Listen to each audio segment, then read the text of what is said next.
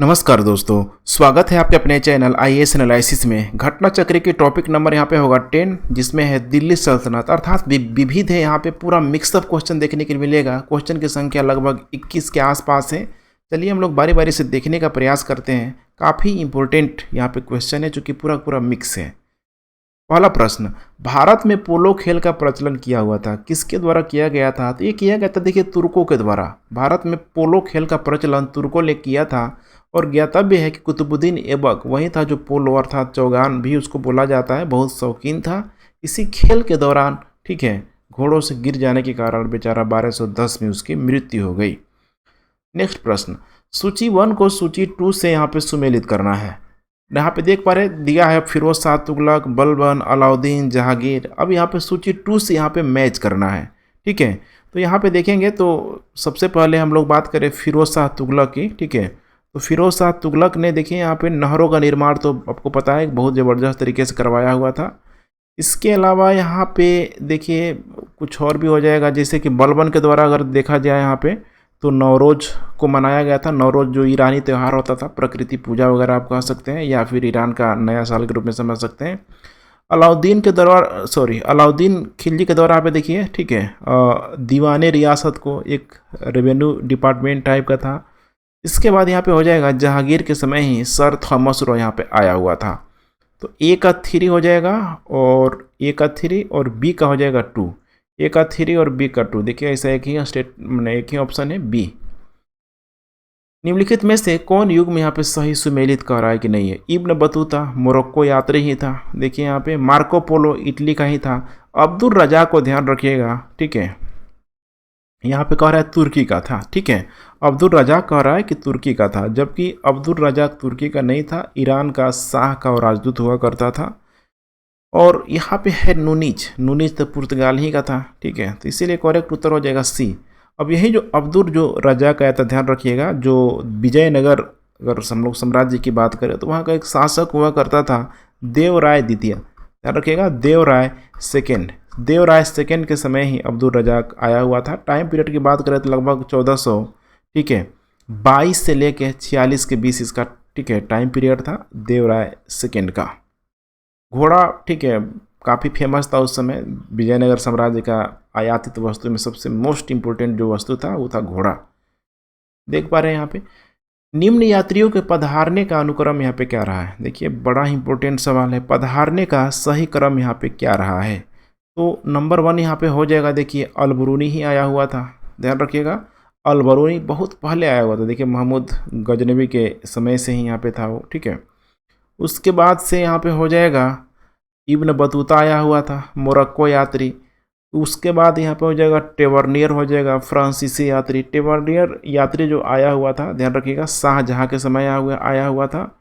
और मनुची था, एक इतावली यात्री आया हुआ था, ध्यान रखिएगा, इतावली यात्री आया हुआ था, ठीक है। ये दारा सिकोह के समय आया हुआ था, दारा सिकोह के समय। तो इसीलिए करेक्ट उत्तर हो जाएगा यहाँ पे 3124, करेक्ट उत्तर हो जाएगा बी। यहाँ पे दिया हुआ भी, इसको थोड़ा देखना जरूरी है क्योंकि एग्जाम में पूछा जाएगा ये सब सवाल। अलबरूनी है, देखिए, खीवा माने प्राचीन ख्वारिजम देश का निवासी था। महमूद गजनवी की भारत विजय से पहले वह एक विद्वान तथा राजनयिक के रूप में खीवा वंश के अंतिम शासक के दरबार में था। महमूद गजनवी के भारत पर आक्रमण के समय वह उसके समय भारत आया हुआ था। उसके बाद देखिए इब्न बतूता वही मोरक्को यात्री था जो 3 महाद्वीपों का सफ़र किया हुआ था, जैसे अफ्रीका, एशिया, यूरोप, ठीक है। तो बहुत इंपॉर्टेंट है यहाँ पे। उसकी जो प्रसिद्ध पुस्तक थी, ठीक है, रेहला है, और माना जाता है कि मोहम्मद बिन तुगलक के समय आया हुआ था और उसको काजी का पद दिया गया था। बाद में देखिए, ठीक है, 1342 ईस्वी में उसको दूत बना के चीन भी भेजा गया था। उसके बाद है टेवर्नियर, फ्रांसीसी यात्री टेवर्नियर ने शाहजहाँ के समय, ठीक है, भारत का यात्रा किया था। यह पेशे से जौहरी था। लगभग माना जाता है कि 6 बार इसने भारत की यात्रा किया था, और अपनी यात्रा का विवरण इसने ट्रेवल्स इन इंडिया नामक पुस्तक में लिखा था। उसके बाद यहाँ पे हो जाएगा मनुची, यह इकतावली यात्री था। 14 वर्ष की अल्पायु में अपने गृह नगर, देखिए, वेनिस से भागकर वह एशिया माइनर और फारस की यात्रा करते हुए भारत पहुँचा। इसने शहजादा दारा सिकोह की सेवा में तोपची के रूप में नौकरी किया, तोप चलाने वाला। बाद में चिकित्सक का पेशा अपना लिया। अस्टोरियो दो मोगोर नामक संस्करण लिखा, जिसे 17वीं शताब्दी के भारत का दर्पण कहा जाता है। नेक्स्ट प्रश्न 5 नंबर, दस्तार बंदगार कौन कहलाते थे? तो दस्तार जो बंदान थे ये उलेमा, ध्यान रखिएगा, उलेमा जो वर्ग था यही कहलाते थे। पगड़ी पहनने वाला लोगों को बोला जाता है आधिकारिक पहनी, मने आधिकारिक जो पगड़ी होता है। चुंबकीय दिशा सूचक का भारतीय महासागरों में प्रयोग का आरंभिक सूचना किसके द्वारा दी गई थी? ये दिया गया था सदरुद्दीन मोहम्मद औफी। देखिए इस टाइप का प्रश्न के लिए घटना चक्र से बेहतर कोई विकल्प हो ही नहीं सकता है, क्योंकि बुक पढ़ने बैठेंगे तो ऐसा प्रश्न मैंने सब समझ पा रहे हैं मिल ही नहीं पाएगा। ठीक है, बुक का बुक छान मार देंगे। इसीलिए घटना चक्र बहुत इंपॉर्टेंट होता है, एक बार नहीं इसको जितना बार हो सके उतने बार रिविजन कीजिए। तो सदरुद्दीन मोहम्मद औफी चुंबकीय दिशा सूचक का भारतीय महासागरों में प्रयोग का प्रारंभिक जो सूचना है 1232-33 के आसपास सदरुद्दीन मोहम्मद अल औफी द्वारा दिया गया था। इसकी पुस्तक का नाम था लुबाब उल अलबाब तथा जवामी उल हिकायत था। जवामी उल हिकायत में ही इसने दिशा सूचक यंत्र के बारे में जानकारी दिया था। निम्न व्यक्तियों ने भारत में विभिन्न समय पर राज्य किया, उनके राज्य के सही कालानुक्रम का नीचे दिए गए कूट से आपको पता करना है। तो देखिए यहाँ पे सबसे जो छोटा टाइम पीरियड तो आपको देखने के लिए यहाँ पे मिल जाएगा। ठीक है, देखिए यहाँ पे क्या दिया हुआ, कालक्रम की कूट की सहायता से चयन करना है। शेर शाह है, अकबर है, अलाउद्दीन खिलजी है, और उसके बाद से यहाँ पे हो जाएगा रजिया सुल्तान यहाँ पे हो जाएगा। तो आपको यहाँ पे नंबर 1 हो जाएगा सबसे पहले तो रजिया सुल्तान ही है। रजिया सुल्तान के बाद से अलाउद्दीन खिलजी है यहाँ पे देखिए, उसके बाद से हो जाएगा अकबर और फिर हो जाएगा शेर शाह। ठीक है, बस यही इंपॉर्टेंट है, टाइम आपको क्रम बताना है। करेक्ट उत्तर हो जाएगा यहाँ पे सी। नीचे यहाँ पे देख पा रहे हैं शासन काल भी दिया है, जैसे रजिया का महज 4 सालों तक ही शासन कर पाई। अलाउद्दीन खिलजी ठीक ठाक रहता है 1296 से लेके 1316 तक, लगभग 20 साल मान के चलिए। शेर शाह लगभग देख पा रहे हैं, ठीक है, 1540 से लेकर 45 तक, लगभग 5 साल मान के चलिए।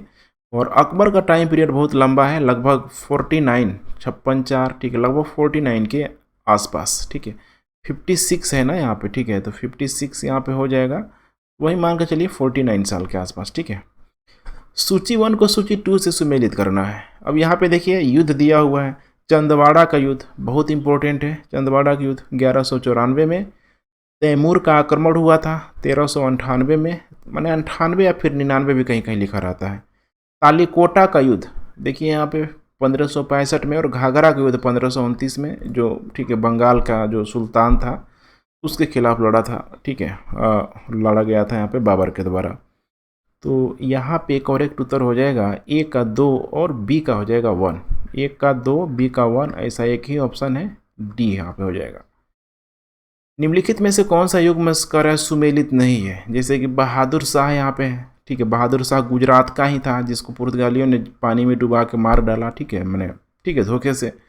चांद बीबी यहाँ पे है, यहाँ पे अवध की, यहाँ पे ध्यान रखिएगा। चांद बीबी का नाम आप लोगों ने जरूर सुना होगा, अवध की नहीं थी बल्कि उस समय जो दक्कन का जो सुल्तान था सब, ठीक है, वहाँ से बिलोंग करती थी। अहमदनगर, ध्यान रखिएगा, अहमदनगर का जो शासक था हुसैन निजाम शाह की पुत्री हुआ करती थी। इसका जो शादी हुआ था ना, ये हुआ था बीजापुर में, ध्यान रखिएगा, बीजापुर में। तो यही गलत है। बाकी तो रजिया सुल्तान का दिल्ली है और बाज बहादुर का मालवा है। चांद बीबी को इसलिए भी याद किया जाता है कि मुगलों के खिलाफ काफ़ी लड़ी थी, खासकर अगर हम लोग बात करें अकबर के समय, तो ये बीजापुर और अहमदनगर को बहुत सेपरेट करने का प्रयास किया था, लड़ाई की थी। ठीक है, इसीलिए इसको बार बार याद किया जाता है। रजिया सुल्तान के बाद से देखिए दूसरा शासक के रूप में भी चांद बीबी को जाना जाता है।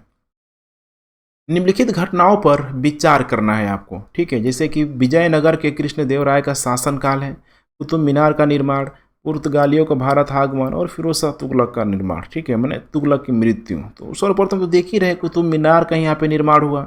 कुतुब मीनार के बाद से देखिए यहाँ पे फिरोज शाह तुगलक का मृत्यु हो गया बेचारे का।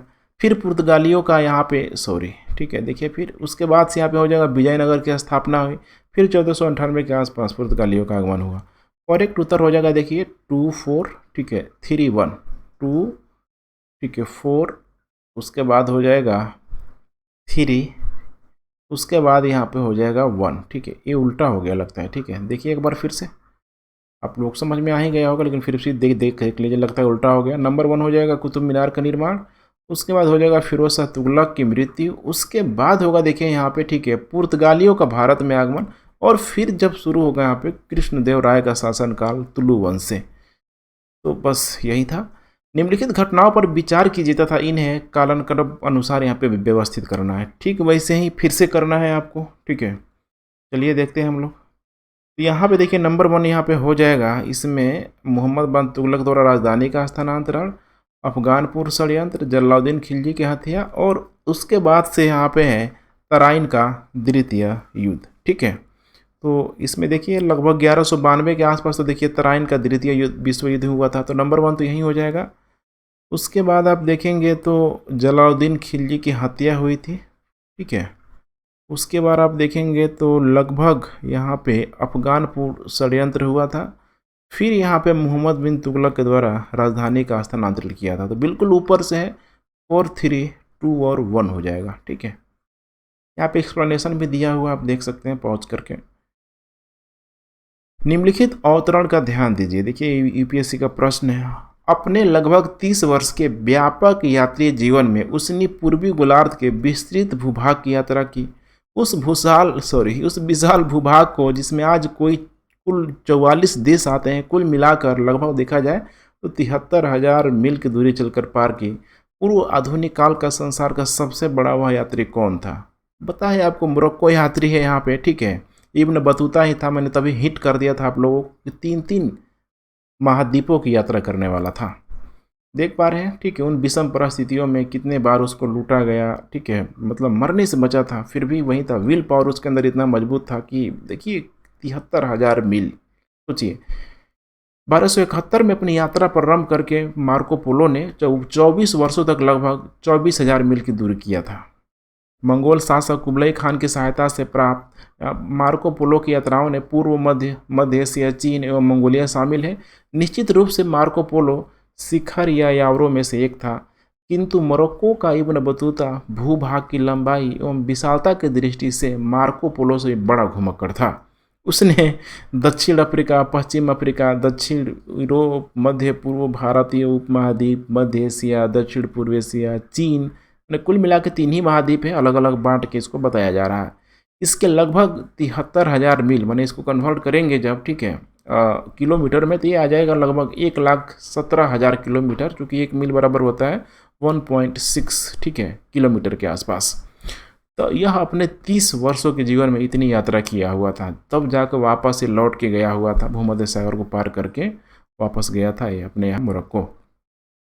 नीचे के युग्मों में एक ओर प्राचीन और मध्य युग के राजाओं के नाम है, दूसरी ओर उनके विरचित ग्रंथ है। इनमें से कौन सा युग्म सही सुमेलित है? बड़ा ही देखिए नाम से ही थोड़ा सा लग रहा होगा आपको।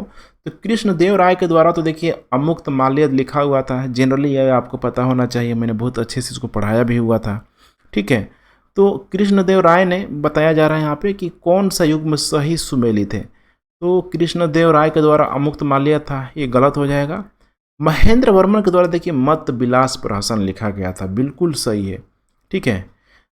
कृष्णदेव के द्वारा, राय के द्वारा अमुक्त माल्यद लिखा गया था। भोजदेव यहाँ पे है, ध्यान रखिएगा, ठीक है। कौन है यहाँ पे? भोजदेव, ठीक है। मान उल्लास गलत है, सोमेश्वर का अमुक्त माल्यद भी गलत है। तो करेक्ट उत्तर यहाँ पे हो जाएगा, देख पा रहे, बी।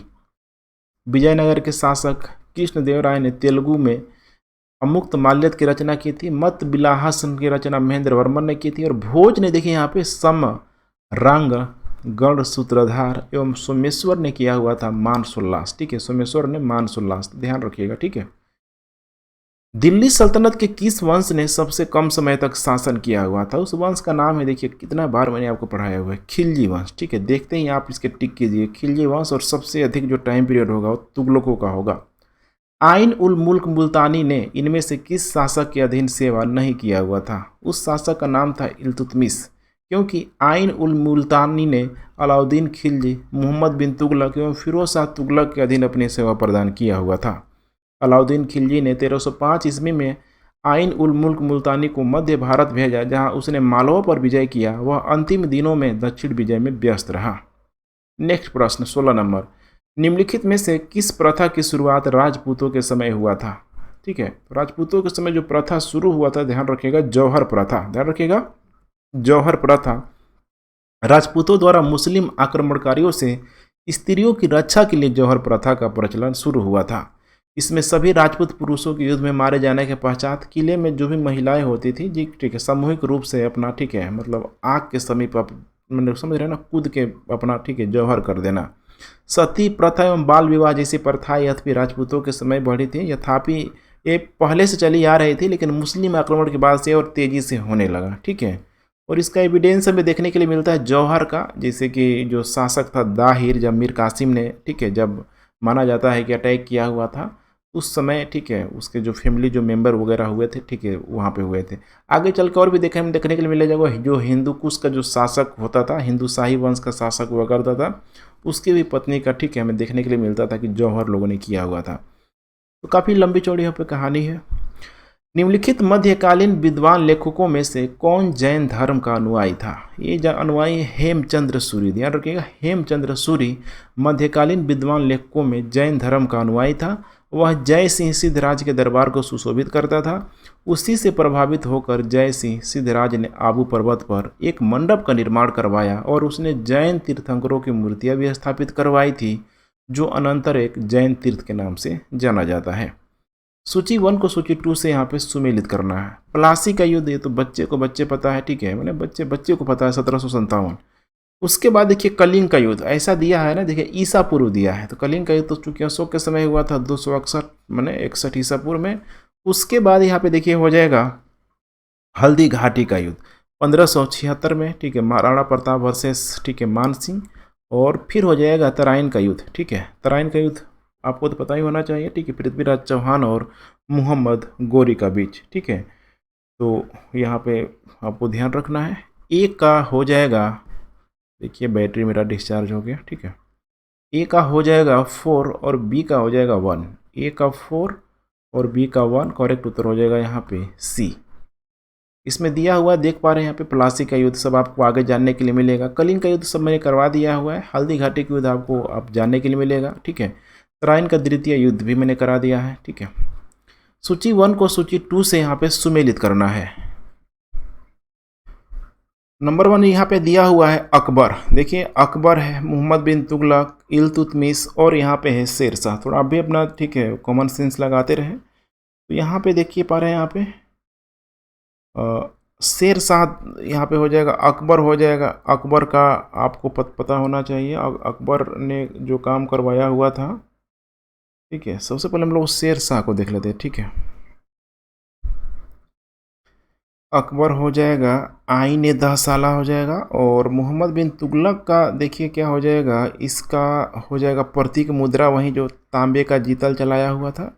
और इल्तुतमिश का हो जाएगा, देखिए, ठीक है, चहलगामी अमीर, जो 40 सरदारों का दल बनाया हुआ था। और शेरशाह ने, देखिए, ग्रांड जीटी रोड के लिए तो शेरशाह को माना जाता है सड़क आजम। देखिए आसान हो गया। ए का हो जाएगा 3, बी का 4, ए का 3 और बी का 4, ऐसा एक ही ऑप्शन है, हो जाएगा करेक्ट उत्तर बी। 13वीं और 14वीं शताब्दी में भारतीय कृषक खेती नहीं करते थे, ये किसने बोला हुआ था?